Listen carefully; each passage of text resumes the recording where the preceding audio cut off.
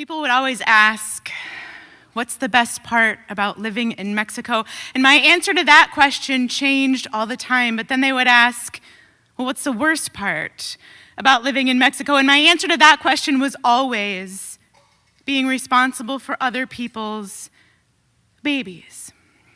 I mean, they weren't actually babies. They were in their early 20s, all of them, but still, they were my job.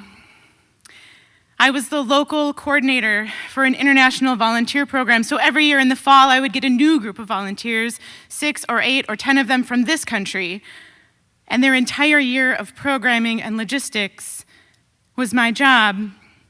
I had a contingency plan for everything. For earthquakes and volcanoes and kidnappings and carjackings and the swine flu. If you could think of it and it was bad, I had a plan. 6 months in every year, my husband and I brought the volunteers to the Arizona-Mexico border to learn everything we could about immigration. We would visit the consulate and the border patrol and the migrant resource center and the maquiladora, and I could have led that trip in my sleep because it always went according to plan until the time when it didn't. We were in the desert in the middle of nowhere, half a mile south of the border wall with Raul and his guys. They were former coyotes. They used to make a living smuggling people across the border, and so they knew things about the Sonoran Desert that most people don't know. They knew that it was physically impossible for migrants to carry enough water to survive. And so they had put 2 huge blue barrels in the middle of nowhere, and once a week, they would fill a water tank in the back of their pickup truck, and they would drive out and they would fill these blue barrels, and once a year, we would follow them in our 15-passenger van. We would fill the barrels, eat our lunch, and walk to the wall from the Mexican side to get even a glimpse of what people actually go through. But that year, 5 minutes after we got to the barrels, we discovered a group of migrants, like 30 or 40 people hiding in a ditch. I had already gotten the volunteers situated with their lunch, and Raul went over to talk to the migrants, and when he came back to where I was standing with his guys and with my husband, he explained that drug runners were up at the wall, crossing their product, and they were basically holding these migrants hostage until they were finished, because such a large group of people was sure to attract the attention of the Border Patrol. So I'm trying to wrap my head around this information, and then my husband starts to clear his throat and nod to the side.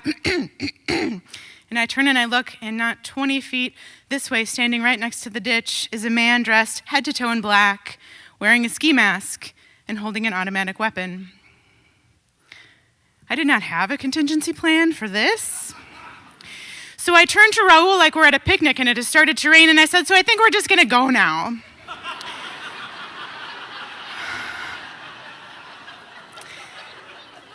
Except now I have to get my volunteers to the van. And the only walkable space in this part of the scraggly desert goes right between the ditch and the man with the gun, and they haven't even seen him yet. So I walk over and I line them up and I say, I need you to listen to me. Please don't look behind you, because behind you, God damn it, I said don't look. Holy shit, Driz. This was Kent. Kent was the hero. Kent was the clown. Kent fancied himself a rapper, and so he called me Driz. Holy shit, Driz. Okay, so now we're all on the same page. So I need you to listen to me. We are leaving now, and here's the deal. You will put your cameras away. You will put your cell phones away. You will get your hands out of your pockets where everyone can see them. You will shut your mouths. You will say nothing. You will look no one in the eyes. You will look at the ground and you will walk. Do you understand? Yes, yes, yes. Everyone except for Kent. God damn it, Kent, do you fucking understand?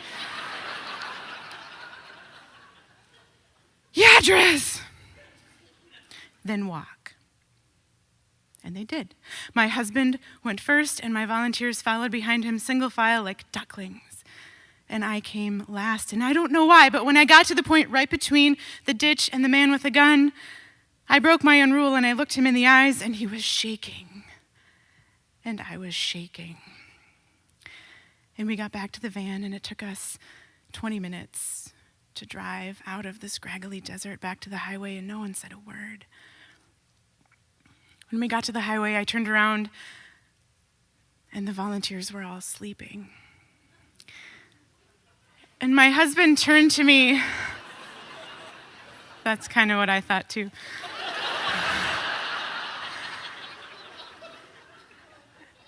And my husband turned to me from the driver's seat, and he just said, "Are you okay?" And I said, "That boy." "What boy?" I said, "That boy, that man with the gun." I looked him in the eyes, and he couldn't have been more than 15 years old. He was just a baby. He was other people's baby.